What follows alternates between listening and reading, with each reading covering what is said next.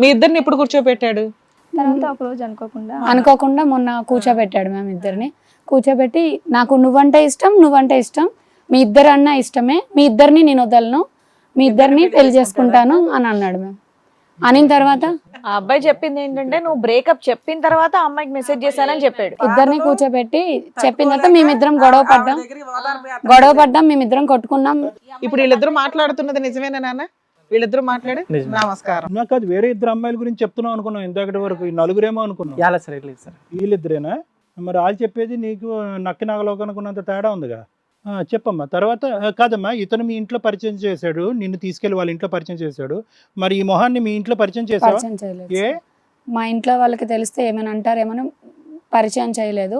ఈ లోపు బండారం బయటపడింది. అంటే పెళ్లి చేసుకోవడానికి కాదా నువ్వు లవ్ చేసి? పెళ్లి చేసుకోవడానికే మ్యామ్. కానీ మెల్లిగా చెప్దాం అనుకున్నాను. పూర్తిగా అన్ని ఇది అయిన తర్వాత అయింది కదా అప్పటికి అయ్యింది మ్యామ్. ఈ లోపల నా ఎడ్యుకేషన్ అయింది. ఇప్పుడే చెప్తే వెంటనే పెళ్లి చేసేస్తారని ఎడ్యుకేషన్ అవ్వకముందు చెప్పలేదు. ఎడ్యుకేషన్ పూర్తి అయింది నాది. ఎడ్యుకేషన్ పూర్తి అయిన తర్వాత ఇంకా మ్యారేజ్ చేసుకుందాం అనుకున్నాం. మ్యారేజ్ చేసుకుందాం అనుకున్న ఈ లోపల ఆ అమ్మాయి విషయం బయటపడింది. ఇద్దరిని అన్యాయం చేయకూడదు అనుకుంటున్నాను అన్నాడు మ్యామ్. ఇద్దరికి చేసిందంతా చేసి ఇప్పుడు అన్యాయం చేయకూడదు. ఎలా రియాక్ట్ అయ్యో ఒక మాట చెప్పావు నాకు. చెప్పు తీసుకొని కొడదాం అనుకున్నా మ్యామ్. కొట్టలేదు. ఆగిపోయావు? కొడదాం అనుకున్నాను. జుట్టు పట్టి చెప్పు తీసుకొని నలుగురిని పెట్టి కూడా కొట్టిద్దాం అనుకున్నాను. ఇప్పుడు చేయవా? నాకు అప్పటి నుంచి ఆయన మీద అంత కోపం వస్తుంది. మేము చేయలేంగా. మీ ఇద్దరు పోలీస్ స్టేషన్కి వెళ్ళి కంప్లైంట్ ఇస్తే జైలుకి వెళ్తాడు తెలుసా? మిమ్మల్ని హెరాస్ చేస్తున్నట్టు లెక్క.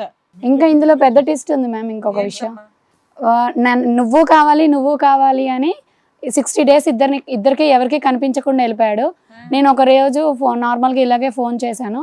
ఎక్కడికి వెళ్ళిపోయావు ఏంటి అని ఫోన్ చేస్తే సో అండ్ సో ఏమంటారు, సెక్సువల్గా కలవడమే కదా మీ ఇద్దరికి. నేను అన్నాను లేదు, తనతో 2 months కదా అయ్యింది, తను వదిలే, నేను మ్యారేజ్ చేసుకుంటాను, మా ఇంట్లో నేను ఒప్పించుకుంటాను, మ్యారేజ్ చేసుకుంటాను, ఇద్దరము కష్టపడి బతుకుదాం, ఏముండదు అని చెప్పాను.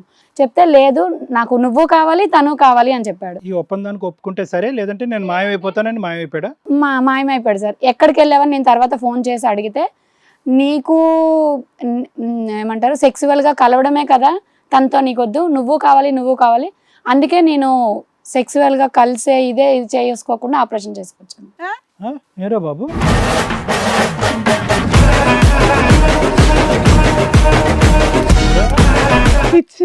కాదు సెక్షువల్ గా కలవకుండా ఉండడానికి ఆపరేషన్ అంటే ఏం ఆపరేషన్ చేయించుకున్నావు? డిప్రెషన్కి వెళ్ళిపోయి అంటే ఇంకా మగతనం లేకుండా చేసుకున్నావా? డిప్రెషన్లోకి వెళ్ళి లేదా డ్రెస్ వేసుకుందాం అనుకున్నావు నువ్వు కూడా? కాలేదు మేడం. వేసేసుకుంటే సరిపోద్ది, ముగ్గురు చట్టపట్టాలు వేసుకుంటే. నిజమా అబద్ధమా? అబద్ధం లేదు, చెప్పడం అయితే చెప్పాడు చేయించేసుకుంటున్నాను. రిపోర్ట్లు కూడా తెచ్చి చూపించాడు మ్యామ్. ఆయనవేనా ఇంకెవరివన్నా? ఆయనవే. చేయించుకున్నావా? నిజంగా ఆపరేషన్ చేయించుకున్నావా? చేయించుకోలేదు సార్. చేయించుకోలేదా? మరి ఆ రిపోర్ట్స్ ఎవరివి? నా అయితే కాదు సార్. నీవు కాదా? మరి ఆ రిపోర్ట్స్ ఎందుకు చూపెట్టా? ఎందుకు వాళ్ళు నమ్మించటానికా? ప్రింట్ చేయించావా? Colour print? ఏహే మాట్లాడి ఇన్ని క్వశ్చన్లు అడుగుతుంటే. రిపోర్ట్స్ నువ్వు ఆపరేషన్ చేయించుకున్నావా లేదా? నేను చేయించుకోలేదు సార్. చేయించుకోలే. మరి ఆపరేషన్ చేయించుకున్నాను వాళ్ళకి ఎందుకు చెప్పావు? అంటే నమ్ముతారు నంబర్ అని చెప్పేసి చెప్పి. రిపోర్ట్స్ ఎవరివి? అవి నావైతే కాదు సార్. రిపోర్ట్స్ మా ఫ్రెండ్ వాళ్ళ పేరు ఉంటుందేమో. ప్రింట్ చేయించావు అంతే, కలర్ ప్రింట్ చేయించి కలర్ జెరాక్స్ చేయించి చూపెట్టావు అంతేనా? అంతే సార్. నేనైతే చేయించుకోలేదు సార్. ఏమ్మా మీకోసం పిల్లలు పుట్టకుండా ఆపరేషన్ చేయించుకుంటా, అదే అసలు సెక్స్ కే పనికి రాకుండా ఆపరేషన్ చేయించుకుంటాడని మీరు ఎట్లా నమ్మారు? ఒక మగాడు అట్లా చేయించేసుకుంటాడా? నువ్వు మాతో అలా చెప్పి ఇప్పుడు ఎందుకు ఇలా చెప్తున్నావు?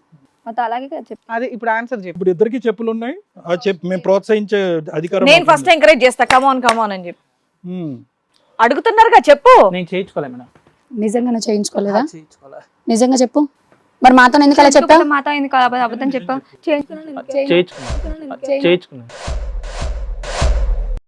చేయించుకున్నావా? చేయించుకోలేదు. ఇప్పుడు వరకు లేదన్నావు, ఇప్పుడు చేయించుకుంటాను అంటున్నాడు. ఏదో ఒక మాట. చేయించుకున్నా సార్. చేయించుకున్నావా? తెలియక. చేయించుకున్నప్పుడు ఇలాంటి వాడితో ఎలా ఉంటాం సార్ మేము? కూర్చోండి అమ్మా, కూర్చోండి. చెప్పయ్యా ఎందుకు చేయించుకున్నావు? ఏంటి నీ ఉద్దేశం ఏంటి? నేను చేయించుకుంటే వాళ్ళిద్దరు నాతోనే ఉంటారు కదా. కానీ ఏ కారణం చెప్పావు? ఈ డాక్టర్కి ఏ కారణం చెప్పావు?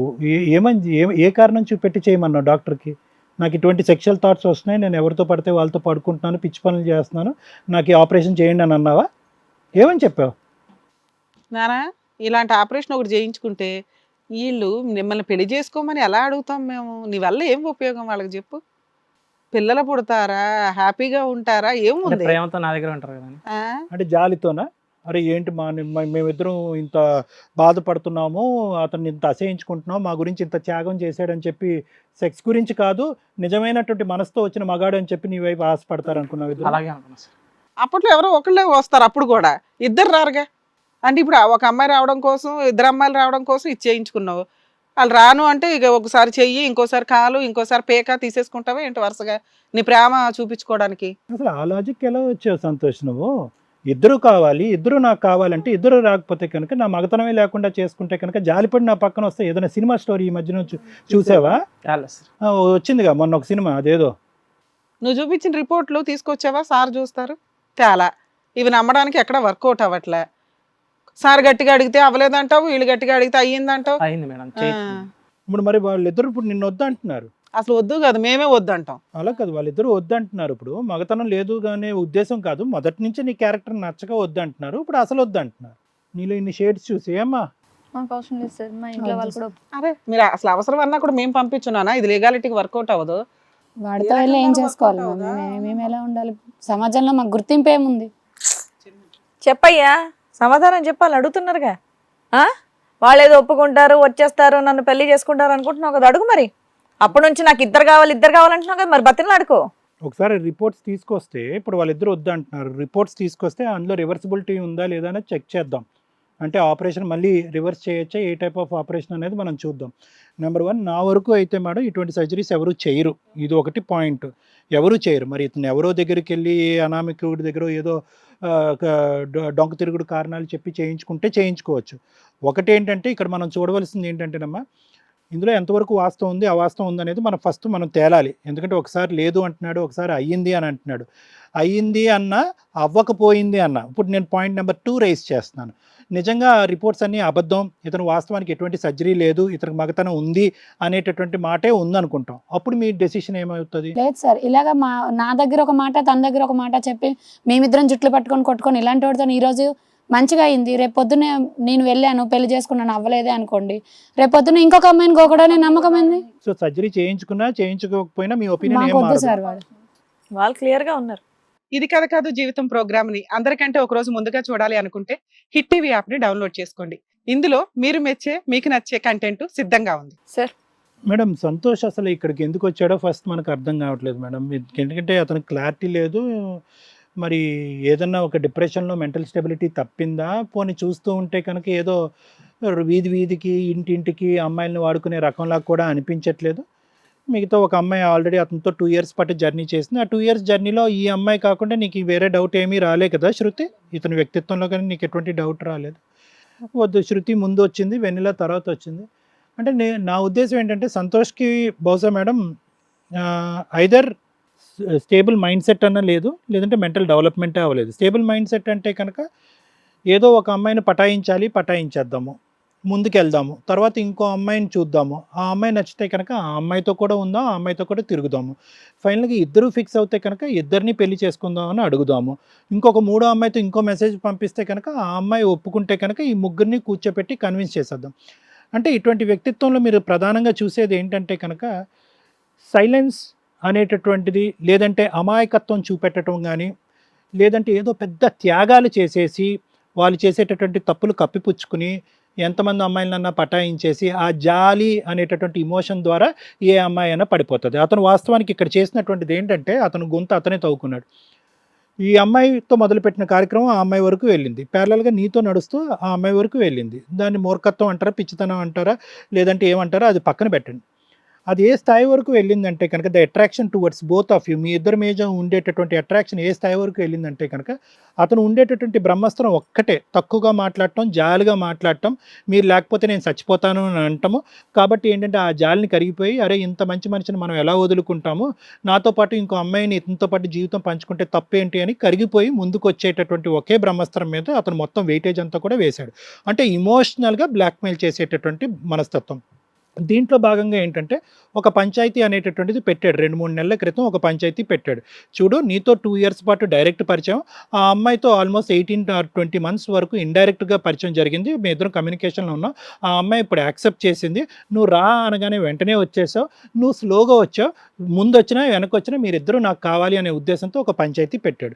ఏమీ థ్రెట్ చేయలేదు, భయపెట్టలేదు. ఓన్లీ థింగ్ ఏంటంటే మీరిద్దరూ రాకపోతే నేను చచ్చిపోతానని చెప్పి అదే డిప్రెసివ్ మోడ్తో మీ ఇద్దరికి టార్చర్ పెట్టేటటువంటి ప్రయత్నం చేశాడు. అది కూడా గట్టిగా, వీళ్ళేమి కొట్టరు, తిట్టరు, హింస పెట్టరు, బాధ పెట్టరు, తాగరు, వీళ్ళందరినీ కూడా ఏంటంటే డిప్రెసివ్ సైకలాజికల్ పర్సనాలిటీస్, డిపిడీస్ అంటూ ఉంటాం అనమాట. 100 మందిలో 4 ఉంటారు వీళ్ళు.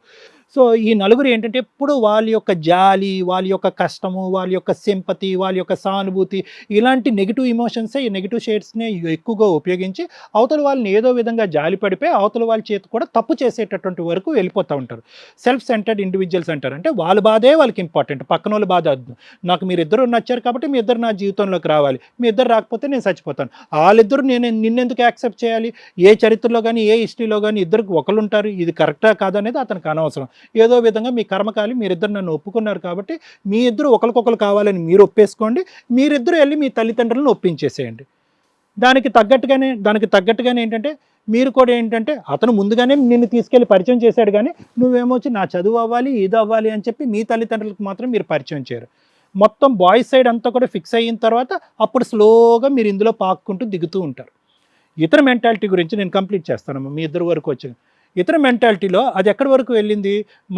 మొదట రాయికే మీరిద్దరు ఆ పంచాయతీలోనే పడిపోయి, సరే మా తల్లిదండ్రులు ఏదో విధంగా ఒప్పించేసుకుంటాం, మీ ఇద్దరు సౌతల్లాగా హ్యాపీగా నీతో పాటు ఉంటాం, మీ ఇద్దరం ఒకేసారి తాళి కట్టించేసుకుంటాం అని మీరు ఒప్పేసుకున్నారు అనుకోండి, ఎందుకంటే చరిత్ర పుటాల్లో అలాంటి బ్యాచ్ కూడా ఉంది కాబట్టి హ్యాపీ అతను.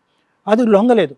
సో మీ ఇద్దరికి ఏంటి, మీరిద్దరు ఒక ఉచ్చులోకి వచ్చిన తర్వాత ఒకటి 1.5-2 years పాటు ప్రేమ, ఇంకొకటి ఒక 20-24 months పాటు ప్రేమ మొదలైన తర్వాత ఎక్కడ పోతారులే, ఈ స్థాయిలో ప్రేమించినటువంటి అమ్మాయిలు నన్ను కాకుండా ఎక్కడ పోతారు, ఇంకో రాయి ఇసురుదాం, వీళ్ళిద్దరికి కనిపించకుండా వెళ్ళిపోదాం, let me keep them guessing. ఏది ఫస్ట్ ఈ సర్జరీ చేయించుకుంటాననే అంశం తెలియకముందు ఒక 60 days పాటు ప్రేమించినటువంటి వ్యక్తి కనిపించకుండా మాయమైపోతే మీరు ఎంత మనస్తాపం చెందుతారు, ఎంత పిచ్చి పడతారు. అరే మనం ఒప్పుకోకపోవటం వల్ల ఇతను నుయ్యో గొయ్యో చూసుకున్నాడేమో, సూసైడ్ చేసుకుని చచ్చిపోతాడేమో అనేటటువంటి ఒక గిల్ట్ వస్తుంది కదా. అరే పొరపాటును ఒప్పేసుకుంటే కనుక ఒక పని కూడా అయిపోతుంది అని కొంతమంది అమ్మాయిలు అనుకుంటారు. మీరు అనుకున్నారా లేదో అనుకోలేదు. ఆ ఎమోషన్ మీద ఎటువంటి ఆడపిల్ల అయినా కూడా కొంతవరకు కరిగిపోవడానికి ఒక అవకాశం ఉంటుంది.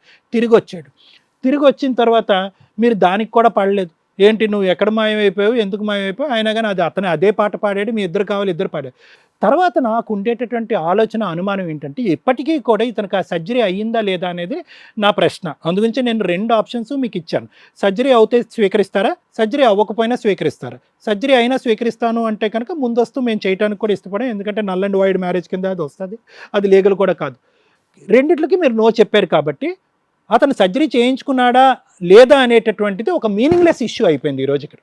అతను ఏంటంటే అది ఒక పెద్ద ఇష్యూ కింద, నిజంగా సర్జరీ చేసుకున్నా అతని కర్మ, అది రివర్స్ చేయలేకపోతే ఇంక జీవితాంతం అతను అలాగే బతకాలి. ఇంకా పెళ్ళి అనే సబ్జెక్ట్ మర్చిపోలే, సెక్స్ అనే సబ్జెక్ట్ అతను జీవితాంతం మర్చిపోలే. చేయలేదు అనుకో, ఆ సర్జరీ నిజంగా అవ్వలేదు అనుకో, మీ ఇద్దరే అతని జీవితంలో డిసపియర్ అయ్యారు. ఇంకో వ్యక్తి ఎవరైనా కూడా ఇటువంటి ఆలోచన శైలిలోంచి, ఇతను డిప్రెసివ్ సైకాలజీ నుంచి బయటపడినప్పుడు వాళ్ళ తల్లిదండ్రులు ఇతను ఎంతో కొంత అదృష్టవంతుడు అయితే కనుక ఇంకో అమ్మాయి అతని జీవితంలో వస్తుంది. కాబట్టి ఏంటంటే ఈ విధంగా ట్రాప్ చేసేటటువంటి వ్యక్తిత్వాలు కూడా ఉంటాయి అనేటటువంటిది మీ గోట అమ్మాయిలు వినాలి, ఆలోచించాలి, ఊహించుకోవాలి. ఎందుకు అంటే కనుక చాలా సున్నితంగా కనిపిస్తారు, చాలా మెత్తగా అనిపిస్తూ ఉంటారు, ఏమీ తప్పు చేయనట్టు అనిపిస్తూ ఉంటారు, వాళ్ళు చేసేదంతా కూడా కరెక్ట్ అని అనిపిస్తూ ఉంటుంది. కానీ ఈ లోపల ఏమవుతుంది అంటే కనుక ఇక్కడ నేను చెప్పేది ఏంటంటే అమ్మా, ఇతని సైకాలజీ ఎవరికి బాగా అర్థమవుతుందో తెలుసా? మీ పేరెంట్స్కి బాగా అర్థమవుతుంది. మీ పేరెంట్స్కి కానీ మీ పేరెంట్స్కి కానీ మీరు ఎందుకు ఇప్పుడు సరే అండి చదువు అయ్యాక చదువు మధ్యలో డిస్టర్బ్ అవుతుంది, అప్పుడే పెళ్లి గిల్లి అని తల్లిదండ్రులు అంటారు కాబట్టి మేము చెప్పలేదని అనుకుంటాం. ఆ చదువు అయిన తర్వాతే మీరు పెళ్లి ప్రేమించడం మొదలు పెట్టచ్చు కదా.